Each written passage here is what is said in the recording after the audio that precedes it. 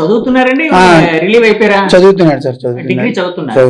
Degree second year అవుతుంది. Second year ఇప్పుడు ప్రస్తుతానికి బుల్లయ్య కాలేజీ లేసాను సార్. అక్కడ ఇప్పుడు ఏంటంటే ఏదో కొన్ని రూల్స్ మార్చారు, వారానికి 3 days అటెండెన్స్ ఉండాలి అనేసి. ఇప్పుడు అక్కడి నుంచి తీసి ఏదైనా మనం ప్రైవేట్ కాలేజీకి ఎక్కడికైనా మార్చాలని చూస్తున్నాం. అంటే కాలేజీలన్నీ క్యూ కడతాయండి. ఎందుకంటే అలాగే సార్, ఇప్పుడు వాళ్ళకి ఇప్పుడు ఆ కాలేజీలకి నితీష్ ఇప్పుడు ఒక బ్రాండ్ అంబాసిడర్ అవుతాడు కదా, అంతే కదా. ఇప్పుడు ఆయన పలానా కాలేజీలో చదువుతున్నారంటే అదొక పెద్ద పేరు, వాళ్ళ కాలేజీకి గౌరవం. అది ఆ స్టేజ్కి అది వెళ్ళారు కదా. అంటే చిన్నప్పుడు యాక్చువల్గా తను అల్లరి చేసేవాడు, ఇట్లాగా అల్లరి చేయడం వల్ల ఇలాగ అన్నారు కదా. అల్లరి చేసినప్పుడు అంటే ఫస్ట్ టైం గ్రౌండ్ కి తీసుకుని వెళ్ళినప్పుడు అంటే క్రికెట్ బ్యాట్ పట్టుకొని లేకపోతే కర్ర పుల్లలు పట్టుకొని ఇట్లాగా బ్యాటింగ్ చేస్తున్నట్టు ఇట్లాగా, అంటే ఆ ప్యాషన్ చూసినప్పుడు మీకేమనిపించిందండి? నేను మామూలుగా అయితే అంటే నాకు బాడీ బిల్డింగ్ అన్న స్పోర్ట్స్ అంటే నాకు ఇష్టం సార్. నాకు ఇష్టం. నేను యాక్చువల్ కబడ్డీ ప్లేయర్ని. నాకు స్పోర్ట్స్ అంటే మంచి ఇంట్రెస్ట్. అయితే నాకున్న ఇంట్రెస్ట్ ఏంటంటే ఎప్పటికైనా బాబుని ఫిజికల్ గా ఒక స్ట్రాంగ్ గా చేయాలనేది నాకు ఫస్ట్ నుంచి ఉన్నది. అంటే క్రికెట్ అనేది నాకు ఉద్దేశం ఏం కాదు, ఫిజికల్ గా స్ట్రాంగ్ గా ఉండాలి, మంచి బాడీ బిల్డప్ చేయాలి, ఇప్పుడు నుంచే చేయాలన్నది నేను ఆడితో పెట్టుకున్న గోల్. ఇంకా అది ఏమైపోయిందంటే క్రికెట్ కి వెళ్ళిన తర్వాత అక్కడ ఏమైనా సక్సెస్ అవ్వకపోతే, అక్కడ ఏమైనా బాగా ఆడకపోతే నేను ఇంకేదో కబడ్డీయో లేకపోతే రన్నింగ్ లేకపోతే ఇంకోటి ఏదైనా నేను వెళ్ళేవాడిని. కానీ అక్కడ వెళ్ళిన దగ్గరే సక్సెస్ పొందాడు. Under 14 సెలక్షన్ కి వెళ్ళినప్పుడే డిస్ట్రిక్ట్ టీమ్ సెలెక్ట్ అయ్యాడు, స్టేట్ టీమ్ సెలెక్ట్ అయ్యాడు, Under 14 2 సార్లు స్టేట్ సెలెక్ట్ అయ్యాడు. ఇంకెక్కడ నాకు గ్యాప్ కూడా ఇవ్వలేదండి. ఇంకా వాడికి బాగా ఇంట్రెస్ట్ ఉన్నాడు, అందులోనే ఇంకా సక్సెస్ చేద్దామని చెప్పి నేను నితీష్ని అడిగాను, డాడీ నా ఇంట్రెస్ట్ మీద కాదంటే, లేదు డాడీ క్రికెట్ అంటే నాకే ఇంట్రెస్ట్, నేను క్రికెట్ ఆడతాను, ఇంకా నువ్వు నన్ను తీసుకెళ్తే చాలు, నువ్వు గ్రౌండ్కి తీసుకెళ్తే చాలు అనేసి నాతో చెప్పడం. అప్పుడు మా భార్య గారికి, ఈవిడి మా శ్రీమతి మానస గారండి, ఈవిడికి ఎడ్యుకేషన్ అంటే ఇష్టం సార్ బాగా. ఈవిడికి ఎడ్యుకేషన్ అంటే ఇష్టం, నాకు స్పోర్ట్స్ అంటే ఇష్టం. అయితే ఆ టైంలోనే మేము Under 14 ఇంకా స్టేట్ సెలెక్ట్ అవుతాడు అన్న టైంలోనే నాకు హిందుస్థాన్ ఇంగ్ నుంచి ఉదయపూర్ ట్రాన్స్ఫర్ అయిందండి. ఉదయపూర్ ట్రాన్స్ఫర్ అయినప్పుడు కొంచెం ఆలోచించుకోవడానికి, అంటే నాకు 23 సంవత్సరాల సర్వీస్ ఉంది, ఇంకా ఎంగేజ్ ఇంకా నాకు.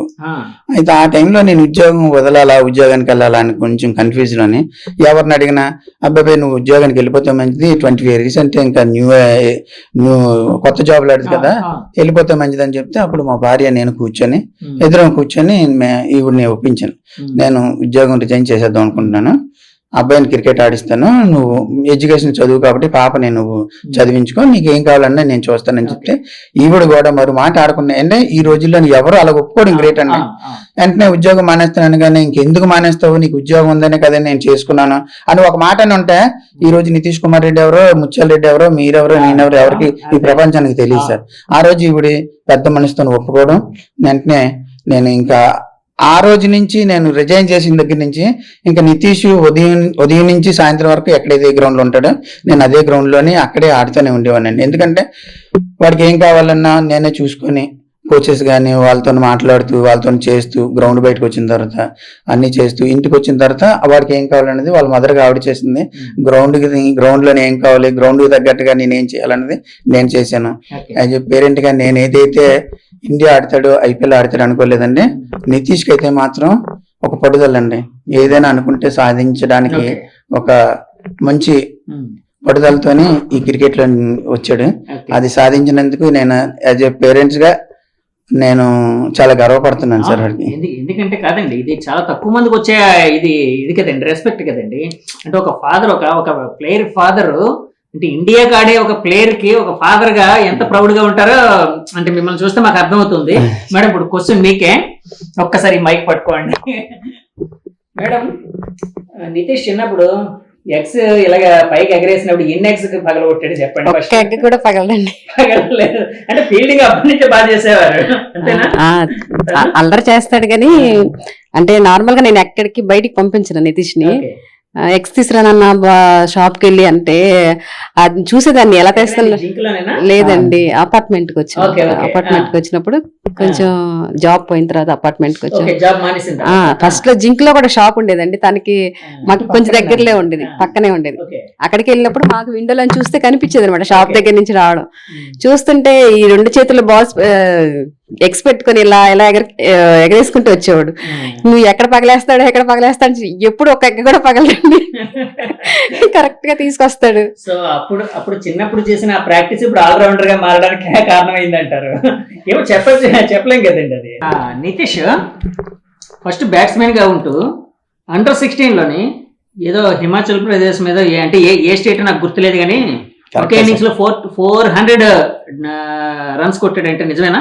మీరు చెప్పింది కరెక్ట్. నాగాలాండ్ అండి, నాగాలాండ్ మీద అండర్ 16 లోనే ఒకే ఇన్నింగ్ లోనే 442 రన్స్ కొట్టి 442 అదే ఇయర్ లోనే 1200 పైచిరుకు రన్స్ కొట్టి బెస్ట్ బ్యాట్స్మెన్ గా బెస్ట్ ఆల్రౌండర్ గా అప్పుడు అవార్డు కూడా ఇచ్చారు సార్. బీసీసీ అవార్డు ఇచ్చారు. ఆ అవార్డు తీసుకున్నందుకు వెళ్ళినప్పుడే కోహ్లీ గారు ఇండియా నుంచి కోహ్లీ గారు వచ్చారు. కోహ్లీ మన టీం ఇండియా టీం అంతా వచ్చిందండి సెరమనీకి. ఆఫ్ఘనిస్తాన్ టీము ఇండియా టీం వచ్చింది. దానికి నితీష్ వెళ్ళాడు ఈ అవార్డు తీసుకోవడానికి. అవార్డు తీసుకోవడానికి వెళ్ళినప్పుడు విరాట్ కోహ్లీ అంటే ముందే ఇష్టం, వస్తున్నాడని చెప్పి ఇక్కడి నుంచి ఆనందం అంటే ఈడికి అవార్డు వచ్చిందని మర్చిపోయాడు. కోహ్లీ ఉన్నాడు, నేను చూడాలి, కోహ్లీని చూడాలన్న దీని మీద వెళ్ళాడు. తీరా మోసం అక్కడికి వెళ్ళిన తర్వాత ఇప్పుడు నా దగ్గర ఫోటోలు ఉన్నాయి సార్. అంటే చెప్తే కొంతమంది దాన్ని ఏంటంటే అలా ఎవరైనా ఇలాగే చెప్తారు అనుకుంటారు. మీకు ఎవిడెన్స్ కూడా ఇస్తాను. అయితే విరాట్ కోహ్లీతో నా రోజు ఫోటో దిగడానికి అవ్వలేదండి. విరాట్ కోహ్లీతో ఫోటో దిగడానికి అవ్వకపోతే విరాట్ కోహ్లీ అంత దూరం ఉంటే ఇక్కడి నుంచి అంటే మరి దగ్గరికి వెళ్ళినవారు కదా, అతను స్టార్ ప్లేయర్, అతను కింగ్ కోహ్లీ అప్పటికే. అలాంటి ప్లేయర్ దగ్గరికి మరి వెళ్ళవరు కదా సార్, కొంత సెక్యూరిటీ ఉంటది కదా. ఈ మాత్రం దూరం నుంచి సెల్ఫీ అంటే అక్కడి నుంచి ఆయన పడేటట్టు ఒక సెల్ఫీ తీసుకొని 2-3 ఫోటోలు అవి ఉన్నాయి, చాలా లాంగ్ నుంచి తీసుకునేవి. అయితే ఆ రోజు నుంచి చాలా ట్రై చేశాడు సార్. ఆ రోజు విరాట్ కోహ్లీ సార్ని కలవాలని కలవలేకపోయాడు. ఇంకా అక్కడి నుంచి విరాట్ కోహ్లీని కలవడానికి ఒక ప్లాన్ సెట్ చేశాడు సార్. విరాట్ కోహ్లీని నేను కలవాలంటే ఎలా, నాకు నేను ఎంత వీరాభిమాని అతను కలవలేకపోయాను, నేను ఎలా కలవాలన్నది అతను ఇంటికి వచ్చిన తర్వాత మాతో కూడా అతనికి అవార్డు వచ్చింది సార్. మన ఆంధ్రాలోనే ఫస్ట్ ఆ అవార్డు రావడం నితీష్ కి. అలాంటి అవార్డు వచ్చినప్పుడు కూడా అవార్డు తీసుకున్న సంతోషం వాడి ముఖంలో కనపడలేదు. వచ్చి నాకు విరాట్ కోహ్లీ ఫోటో ఇవ్వలేదు, చిన్నపిల్లలు కదండి, నాకు విరాట్ కోహ్లీ ఫోటో ఇవ్వలేదు. 16 లో నుంచి నాకు ఫోటో ఇవ్వలేదని కొంచెం బాధపడుతూ ఉండి అక్కడి నుంచి అదే మోటివేషన్ తీసుకున్నాడు సార్. నేను విరాట్ కోహ్లీని కలవాలి, ఎలా కలవాలి, మనమేమి పెద్ద డబ్బున్నోళ్ళం కాదు, లేకపోతే మనకేం పలుకుబడి లేదు, మనమేమి పెద్ద స్టార్లు ఏం కాదు, వేరే విధంగా వెళ్ళి కలడానికి. అప్పుడు అనుకున్న నిర్ణయం ఏంటంటే నేను విరాట్ కోహ్లీని కలవాలంటే ఇదే క్రికెట్ లోని నేను బాగా ఆడి విరాట్ కోహ్లీ చిందా నా విరాట్ కోహ్లీ నోటంటే నితీష్ కుమార్ రెడ్డి పేరు వస్తే చాలు అనుకున్న మనిషి ఈ రోజు డైరెక్ట్ గా విరాట్ కోహ్లీ దగ్గరికి వెళ్ళి ఆ క్యాప్ తీసుకోవడమే కాకుండా నెక్స్ట్ ఇన్నింగ్ లోనే అతనితోనే ప్లే చేయడానికి ఛాన్స్ వచ్చింది. ఆ నితీష్ ఇద్దరు కలిసి ఉన్నప్పుడు విరాట్ కోహ్లీ సెంచరీ చేయడం ఎంత అదృష్టం అంటే నితీష్ కి టీవీలోని ఒక సెంచరీ కొడితే ఇక్కడ పెద్ద డ్యాన్స్లు చప్పట్లు కొట్టిన మనిషి అక్కడ చూస్తూ ఆ ఆనందం అది మాకు చూస్తూ మేమెంత ఆనందించాం అంటే బ్యాటింగ్ క్రీజ్ లో ఒక ఎంట్లో కోహ్లీ ఆడుతుంటే నితీష్ ఉన్నాడు. అందులోని విరాట్ కోహ్లీ అంటే వీరాభిమాని, అందులో 100 కోటి విరాట్ కోహ్లీ 100, నితీష్ ఏమో అప్పటికి ఎంత 38 ఎంతో బ్యాటింగ్ చేస్తున్నాడు. బ్యాటింగ్ చేయడం మాకు చూడడానికి 2 కళ్ళు చాలేదు సార్ మా ఆనందం. ఎందుకంటే ఎప్పుడైతే ఆ విరాట్ కోహ్లీ సార్ నితీష్ ఒక పిచ్ మీద ఆడుతున్నారో నేను చిన్నప్పటి నుంచి పడిన కష్టం అంతా నాకు ఏం అనిపించలేదు సార్. ఈ రోజు నేను ఎంత హ్యాపీగా ఉన్నానంటే అందరూ అనుకుంటారు నేను కష్టం పడ్డాను, నేను కష్టాలు పడుతూ కూడా నేను వాడిని తీసుకొచ్చాను. ఈ రోజు ఆడు ఎదిగిన స్థాయిని చూసి నేను ఆ కష్టం అంతా నాకు మర్చిపోయింది సార్. చాలా హ్యాపీగా ఉన్నాను. అక్కడ కోహ్లీ సెంచరీ చేసినప్పుడు యువత ల్యాండ్ లో ఉన్న నితీష్ బహుశా అదేదో సినిమాలో శృతి హాసన్ మనసులో నాట్యం చేస్తుంది, అలాగే నాట్యం అంటే అక్కడ ఎగిరితే బాగోదని చెప్పి బయటికి కనిపించింది. అదే బయటకు ఉంటే మాత్రం బయట ఎగిరేవాడేమో ఆయన, అట్లా మనసులో ఫుల్ డాన్స్ చేసి ఉంటాడు. యాక్చువల్ గా అంటే తర్వాత మీతో మాట్లాడారు కదండి, ఫోన్ లో మాట్లాడడం కాన్వర్సేషన్స్ అన్ని అయ్యే తర్వాత రావడం జరిగిందా అండి? లేదు, లేదు. ఇన్సిడెంట్ తర్వాత అవ్వలేదు ఇంకా కదా? ఇంటికి రాలేదు కదా? అక్కడే సో అక్కడే ఉన్నారు, టూర్ లో అక్కడే ఉన్నారు. ఫోన్ లో మాట్లాడినప్పుడు అంటే ఆ మూమెంట్ కోసం కానీ అక్కడ ఉండే అంటే డ్రెస్సింగ్ రూమ్ లో ఎట్లా ఉంటుంది ఏంటి, ఆ ప్లేయర్స్ తో తినే ఇంటరాక్షన్ ఎట్లా ఉంది, ఇలాంటివి ఏం చెప్పాడా అండి? షేర్ చేసుకున్నారా? నితీష్ కి ఒక అడ్వాంటేజ్ ఏంటంటే ఈ సీనియర్స్ టీమ్ కి సెలెక్ట్ అవ్వక ముందు ఇండియా ఏ, ఆస్ట్రేలియా ఏకి వెళ్ళాడు. అప్పుడు కొంతమంది అంటే విరాట్ కోహ్లీ కానీ ఇలాంటి పెద్ద పెద్ద ప్లేయర్లు కాకుండా ఈ కొంచెం మిడిల్ లో ఉన్న ఈ విహారీ కదండి, కేఎల్ రాహుల్, ఓకే ఓకే సూర్య, ఇలాంటి సూర్యప్రతాప్ యాదవ్, ఇలాంటి వాళ్ళతో కొంచెం ఆడడం, ఒక 2-3 మ్యాచ్లు ప్రాక్టీస్ మ్యాచ్లు అక్కడ జరిగాయి. అందులో ఆడిన తర్వాత డైరెక్ట్ మళ్ళీ ఏ టీంకి వెళ్ళిన తర్వాత డైరెక్ట్ విరాట్ కోహ్లీని కలవడం అది చాలా సంతోషం అండి. విరాట్ కోహ్లీని కలిసిన తర్వాత ఫోన్ చేసింది. నేను ఫోన్ చేసి ఏం డాడీ అంటే, డాడీ నువ్వు అనుకుని సాధించారంటే అలా ఉండాలి డాడీ అంటే ఇంకా అక్కడి నుంచి చేస్తాడు సార్ పని అంటే మనం చెప్పలేం కానీ చాలా జోక్ గా మాట్లాడుతూ ఉంటాడు. ఎందుకంటే నేను టీవీ చూసినప్పుడే అటు పక్కన 100 కొట్టినప్పుడు ఏదో ఒకటి పోద్దండి, రిమోట్ అయిన పోద్ది లేకపోతే చల్లని పగిలిపోతుంది, అంత అల్లరి చేస్తూ ఉంటాడు. ఎన్ని రిమోట్లు పోయి ఉంటాయి మీ ఇంట్లో? చాలా పగులుతూ ఉంటాయి సార్. అంటే పగలగొట్టాలని కాదు, ఆనందం అంటే హ్యాంగ్ ఓవర్ అట్లా ఉంటుంది పిల్లలు. మాక్సిమం వీళ్ళందరూ చూసేది కూడా అకాడమీలో చూసారు పిల్లలతోనే, అకాడమీ ఫ్రెండ్స్. ఇప్పుడు నితీష్ ఫ్రెండ్ కూడా ఈ రోజు ఐపీఎల్ సెలెక్ట్ అయ్యాడు, త్రిపురాన్ విజయ్ శ్రీకాకుళం. నితీష్ కి ఫ్రెండ్ అండి, చాలా క్లోజ్ ఫ్రెండ్స్ సార్.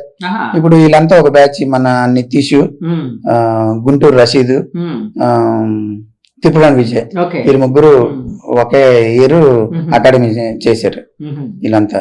ఇప్పుడు మన అవినాష్ అన్న అబ్బాయి కొంచెం సీనియర్ నితీష్ కి, సత్యనారాయణ రాజు కూడా సీనియర్, కాకినాడ అబ్బాయి. వీళ్ళు నితీష్ కన్నా కొంచెం సీనియర్, అయినా వీళ్ళందరూ కలిసి ఆడిన బ్యాచ్ ఇదంతా. యాక్చువల్ గా అంటే ఇప్పుడు మనకి చాలా ఆనందంగా ఉందండి. అంటే మనం వైజాగ్ కుర్రాడు యాక్చువల్ గా ఇండియాకి ఆడుతున్నాడు, ఐపీఎల్ కి ఆడుతున్నాడు. ఇంకోటి ఐపీఎల్ లో లాస్ట్ ఇయర్ అయినా 20 lakhs బేస్ ప్రైస్, ఈ రోజు 6 కోట్లు. 6 కోట్లకు అమ్ముడయ్యాడు. ఎలా ఉందండి? అంటే కోటీశ్వరుడు అయిన ఫీలింగ్ ఉందా మీకు? అంటే కోటీశ్వరుడు అని కాదండి, సేమ్ టీం మళ్ళీ. అంటే నితీష్ మీద టీం మేనేజ్మెంట్ ఉన్న నమ్మకాన్ని నిలబెట్టుకున్నాడండి. మనం 6 కోట్ల 2 కోట్ల 10 కోట్ల అని కాకుండా అంతమంది సీనియర్ ప్లేయర్స్, ఎంతమంది అండి, 21 మంది టీంకి ఉన్నారు. 21 మందిలో 6 రిటైన్ చేసుకోవాలి, 5 రిటైన్ చేసుకోవాలి. 5గురిలో మా అబ్బాయి ఉన్నాడంటే మాకు ఎంత గర్వం సార్. మీరు 6 కోట్ల అన్న మాట పక్కన పెట్టండి సార్, డబ్బు కాదు. 25 మందిలోని 5 రిటైన్ చేసుకుంటే అందులో నా కొడుకున్నాడు సార్. అది నాకు ఎంత గర్వం అండి. మేనేజ్మెంట్ ఎంత నమ్మకం పెట్టుకుంది నితీష్ మీద, ఆ నమ్మకాన్ని ఎప్పుడు కూడా ఒమ్ము చేయకుండా నితీష్ మళ్ళీ వాళ్ళు ఏదైతే నమ్మకంతో నిన్ను రిటైన్ చేసుకున్నారో ఆ నమ్మకాన్ని రెట్టింపు చేసి నువ్వు మళ్ళీ అంతటి ఘన విజయాన్ని సాధించాలని ఒక తండ్రిగా నేను మనస్ఫూర్తిగా కోరుకుంటున్నాను సార్. మీ వాడు అంటే యాక్చువల్ గా సరే అంటే బ్యాటింగ్ కోసం దానికోసం అడిగే ముందు మేడం అడుగుదాం కొన్ని. సార్ మేడం, యాక్చువల్ గా నితీష్ సెలెక్ట్ అయిన వెంటనే ఫస్ట్ ఎవరికి చెప్పారు? వాళ్ళ డాడీకి చెప్పారా, మీకు చెప్పారా? ఏదైనా ఫస్ట్ వాళ్ళ డాడీకే కాల్ చేస్తాడండి. ఇలాంటి క్రికెట్ సంబంధించినంత వరకు ఏదైనా ఫస్ట్ డాడీకే చెప్తారు. గ్రూప్ కాల్లో అందరిని యాడ్ చేస్తారు, నన్ను, వాళ్ళ సిస్టర్ ని, వాళ్ళ డాడీని, ప్లస్ మా బ్రదర్ ఉంటారు, అందరిని గ్రూప్ కాల్ యాడ్ చేసి ఈ శుభవార్త అందరికీ చెప్పాలి అన్నట్టు అందరినీ వీడియో కాల్ చేస్తాడు. బయట